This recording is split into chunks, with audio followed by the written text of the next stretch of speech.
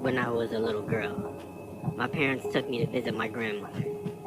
She lived in a little village in the countryside. Her cottage was very small and there was only one bedroom. My grandmother slept in one bed. My parents slept in the other, and I had to sleep on some cushions on the floor. We stayed there for a few weeks and I was troubled by terrible nightmares. Every night, I would wake up screaming. My parents tried to calm me down and asked me what was wrong. All I could tell them was that there was a man coming to get me.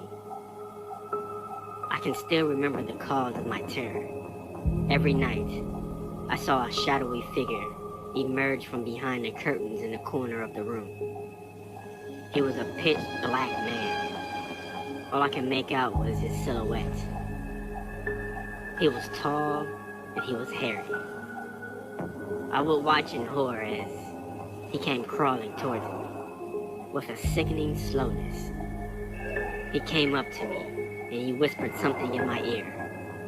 And just as I was about to scream, he would place a finger against his lips and whisper, "Shush, shush, shush." He tortured me every night to the point where I dreaded going to sleep. As time went on, he began to appear not only at night, but also during the day. One evening, we were all watching TV in the living room, and at some point, I happened to glance to my left. The curtain slowly drew back, and I saw the man standing there, staring silently at me. He raised his hand, put his finger to his lips, and whispered, "Shush, shush, shush." I let out a horrified scream and immediately told my mother what I had seen. She got up and went over to the curtains, pulling them back and forth, showing me that there was nothing there. But of course, by then, he had already disappeared.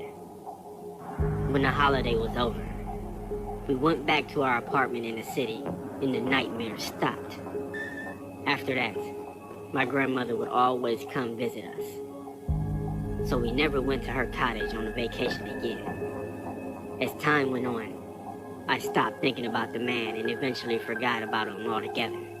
One summer, when I was 13 years old and my little brother was 5 years old, we went to stay with my grandmother again. My parents were in the kitchen, having a cup of tea with my grandmother.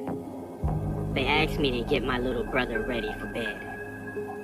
When I was preparing a mattress on the floor for both of us to sleep on, my little brother was sitting on one of the beds. I noticed that he was being unusually quiet. When I looked up, I saw that he was staring at something. "What's wrong?" I asked. Then suddenly he jerked his head around and looked at me, his eyes wide with fear. He looked at me, pointing at the curtains. The shush-shush man is standing there. Needless to say, my brother and I spent the night sleeping in the kitchen, and we never went to visit my grandmother's cottage again.